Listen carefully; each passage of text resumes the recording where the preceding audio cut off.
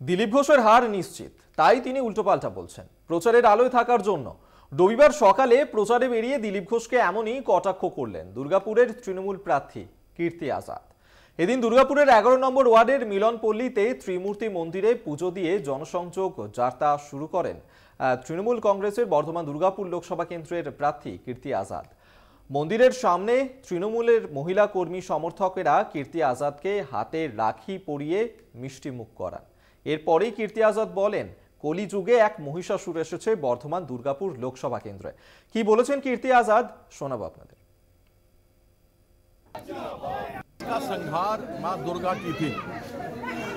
कलयुग में भी आज के समय वर्धमान दुर्गापुर में एक महिषासुर आया है जिसका नाम दिलीप घोष है। वह पहले मां दुर्गा का अपमान किया था, अब दीदी का अपमान किया है। मां दुर्गा का अपमान, दीदी का अपमान, मतलब नारी जाति का अपमान। दिलीप घोष को समझना चाहिए कि वह भी अपनी मां के पेट से, कोख से पैदा हुआ है।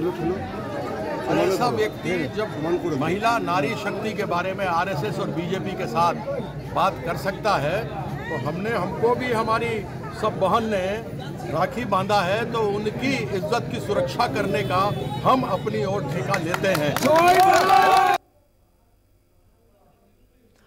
আমরা এই নিয়ে কথা বলবো। সঞ্জীব সুই এই মুহূর্তে আমাদের সঙ্গে টেলিফোনে রয়েছেন প্রতিনিধি। সঞ্জীব, যেখানে দিলীপ ঘোষ তিনি বহিরাগত বলে বারবার কটাক্ষ করছিলেন, তারই পাল্টা এবার কীর্তি আজাদ বলেছেন যে কলিযুগের মহিষাসুর দিলীপ ঘোষ, এবং সেক্ষেত্রে নিজের জয়ের ব্যাপারেও আশাবাদী। তিনি বলেছেন যে দিলীপ ঘোষ হারবেন। আর কি বললেন?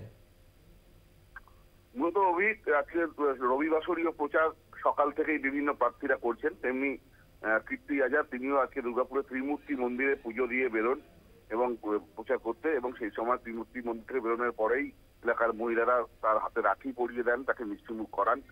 তারপরেই সাংবাদিকদের প্রশ্নের উত্তরে তিনি জানান যে এই কলিযুগেও এক মহিষাসুর এসছে বর্ধমান দুর্গাপুর লোকসভা কেন্দ্রে, এবং সেই মহিষাসুর নারী শক্তির অপমান করছে, নারীদের অসম্মান করছে, তাকে বধ করাই মূল উদ্দেশ্য। এই একেবারে সঞ্জীব, অবশ্যই এদিকে আমাদের নজর থাকবে। আপাতত ধন্যবাদ তোমায়।